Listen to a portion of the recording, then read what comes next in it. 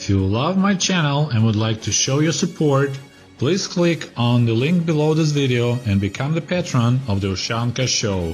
For as little as $1, you can help us grow and create the new, interesting videos about the life in Soviet Union. Hello, comrades, and welcome back to the Ushanka Show. Please be advised, be ready for another very long, a very boring video from my show.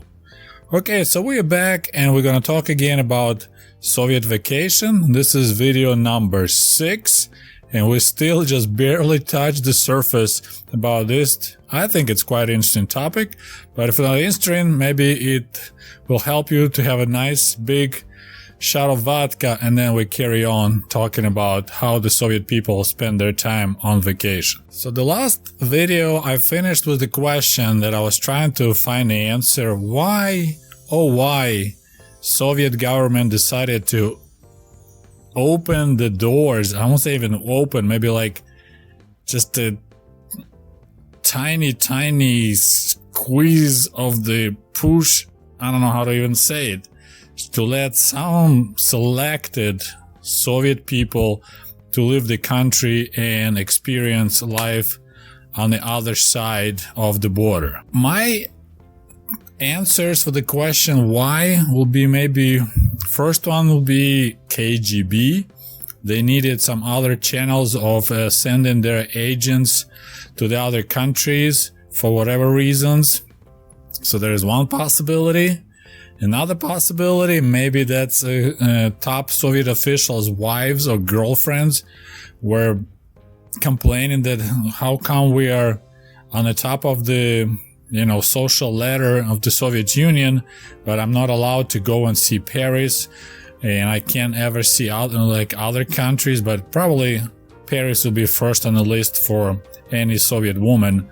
So that's kind of answers I found for the question why Soviet government decided to let their people out as a tourist. Another idea, and that's what official line was apparently, that Soviet government decided to start a different type of tourism for their people, so-called social tourism, which means you send your people to the other countries where they're gonna promote the socialism achievements, and they're gonna show local people, how happy Soviet people are, and they're gonna visit factories, museums, and so on. So that was an interesting part. We're gonna talk briefly about later, that wasn't just visiting sites, seeing some interesting places like Eiffel Tower or something like that.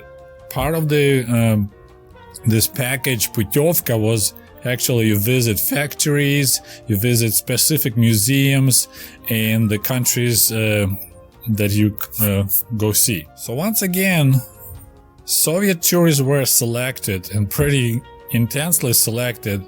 They had to be showing that they are morally and politically reliable. They're generally a good person and hard worker.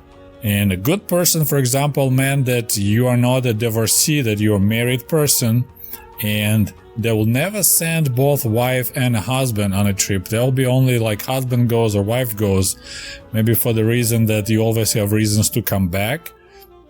And another interesting detail, they prefer people without any visible physical disabilities. This is pretty hardcore, I think. So no handicapped people were allowed to go to other countries as tourists, because then you kind of you want to show that all Soviet people are, kind of good looking, without limping, without missing limbs or eyes.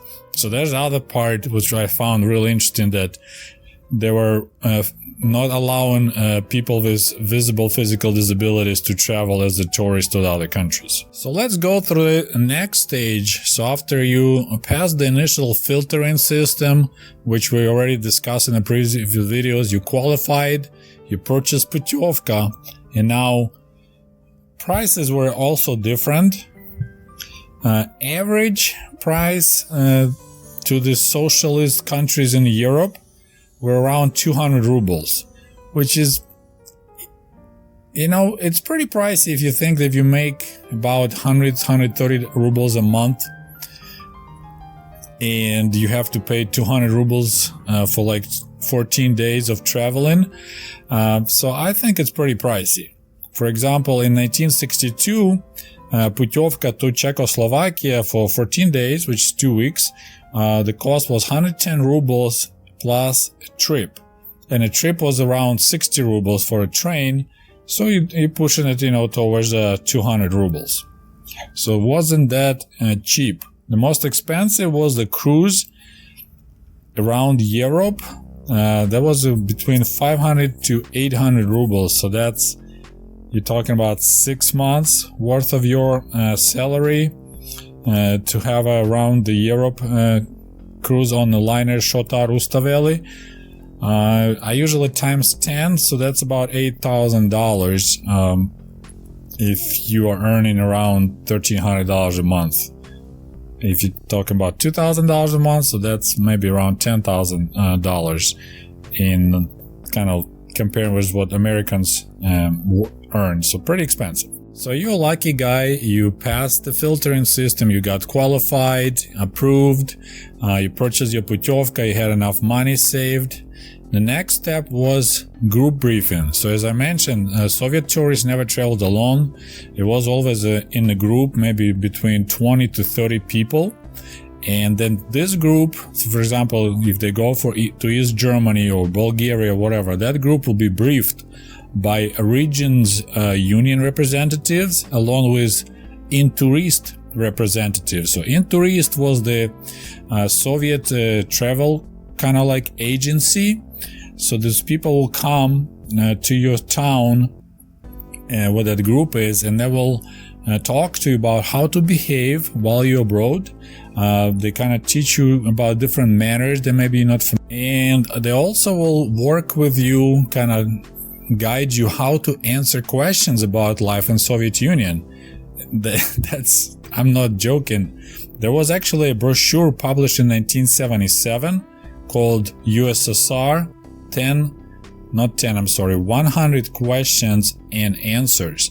So there was a brochure that you can take along with you that helps you to find the answers to sometimes maybe uncomfortable questions about Soviet Union, life in Soviet Union. For example, like why Soviet TVs are 10 times heavier than Japanese-made TVs and some other questions. So that brochure was published year after year, and that was to help Soviet tourists to answer some questions about life in the USSR. So as I mentioned in the beginning,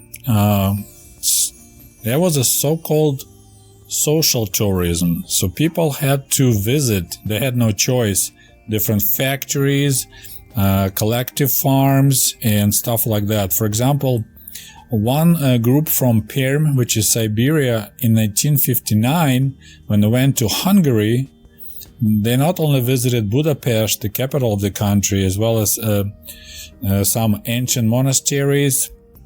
They also visited steel-making factories in the brand new city of Stalinvarosh, and also the town of Chepel. Then, after a 3-day rest on the Lake Balaton in a spa called Balaton Feldvar, they also visited agriculture cooperative in town of Eger.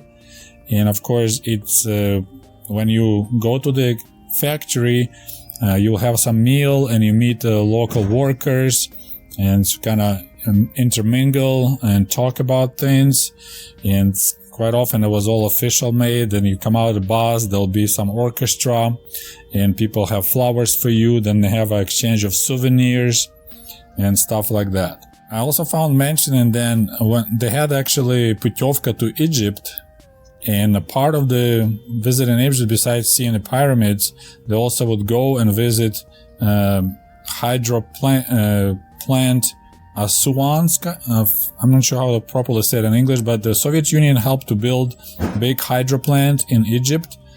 It's called Assuan hydro plant, and that was you have to visit that place if you visit Egypt.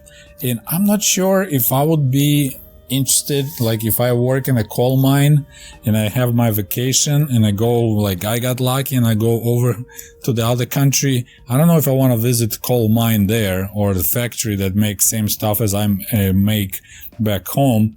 You know, I would like to have a vacation. There's one thing if they will send me as a, like, to exchange experiences, learn something new, and they pay me to visit some other country in the factory, it will be fine with me.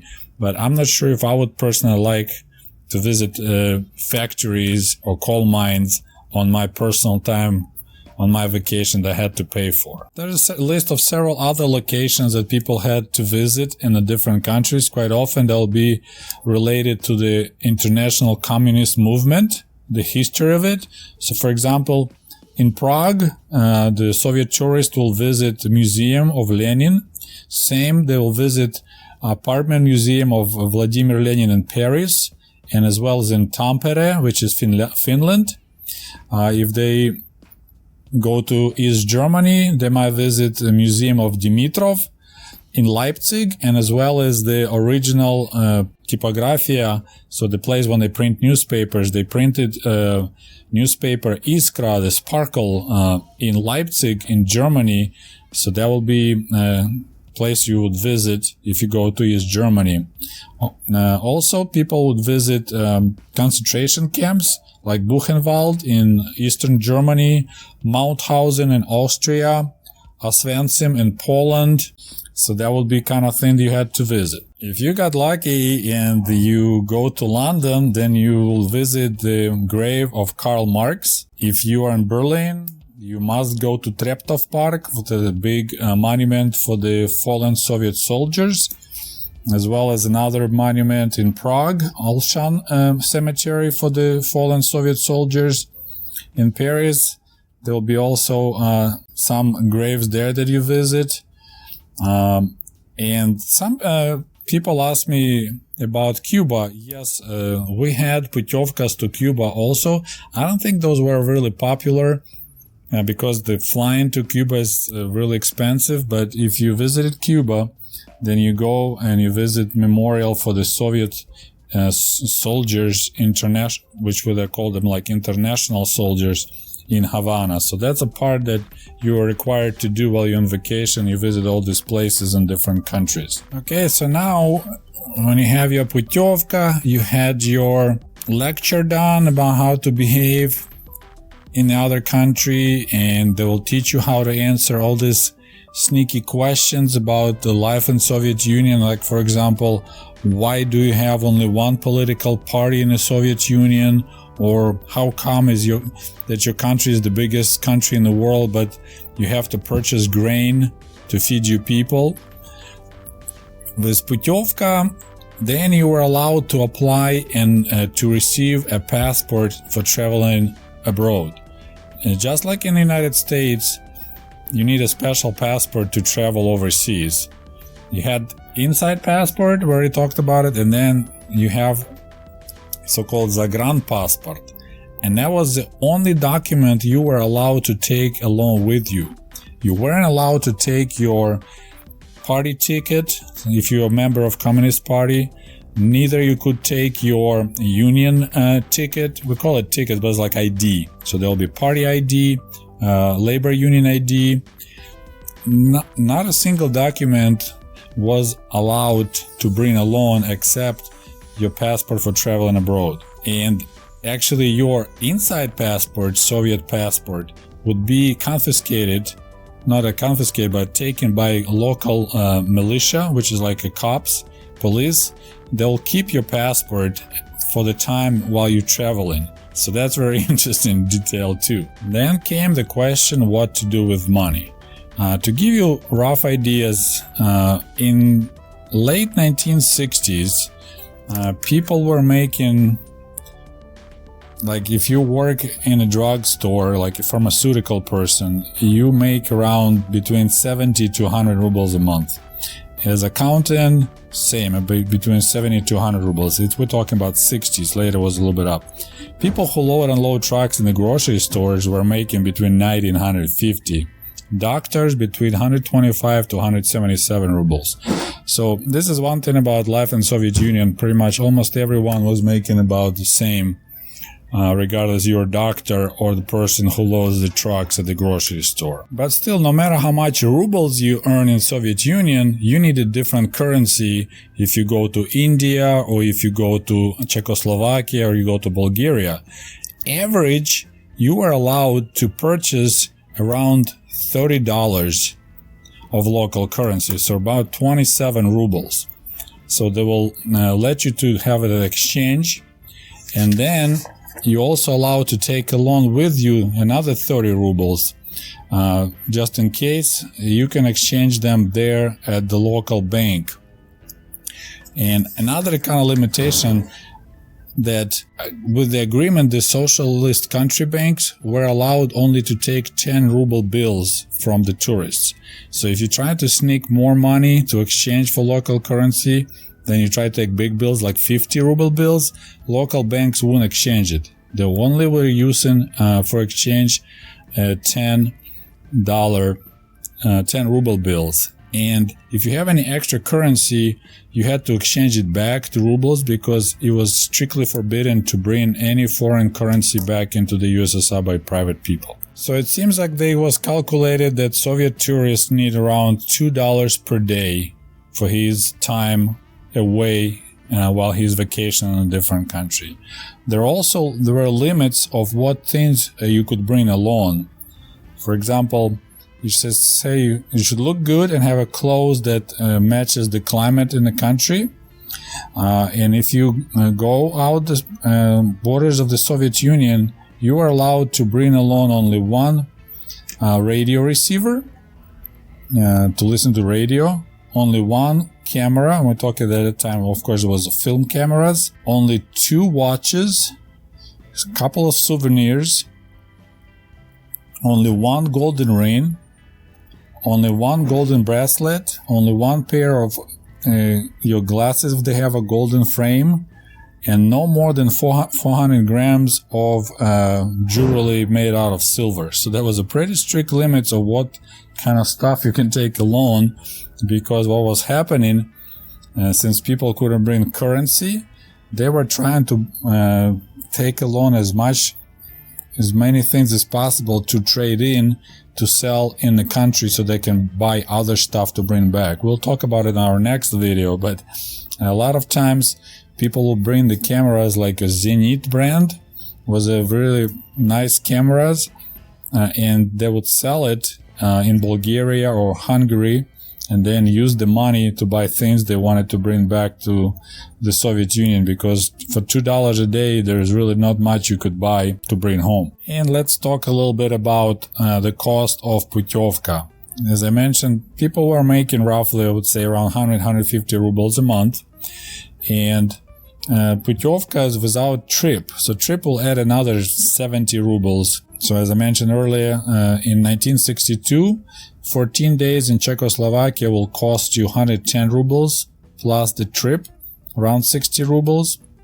And then you buy currency for 27 rubles. So total of 197 rubles.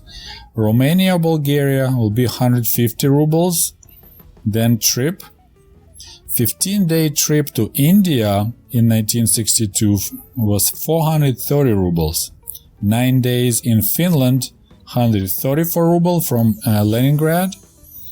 And as I said, cruise around Europe on a cruise ship was between 500 to 800 rubles. And they also had a trip, wow, I didn't know about it, but around Western Africa, it was also between 600 to 827 rubles plus. You have to get yourself to Odessa, port of Odessa, and then you can buy currency worth of 24 rubles. So that was the cost of putyovka. So not cheap, pretty pricey. Apparently they even had cruises around Japan in 1972. In 1969, you could visit Tunisia, Algeria, and Cuba. In 1961 was actually a trip around different African countries. So there was quite a few, but pretty pricey. Okay, so this is another video, long and boring one about Soviet people traveling to the other countries. In my next video, we're gonna look at some trips to Bulgaria, which was one of the most popular destinations. I have one friend of mine give me his recollections. He wrote me a little story about his trip to Bulgaria, so we'll look at that and we'll see what we're going to learn from it. Thank you once again for watching my channel. As always, don't forget to put likes, and we'll talk to you later. До свидания. Goodbye.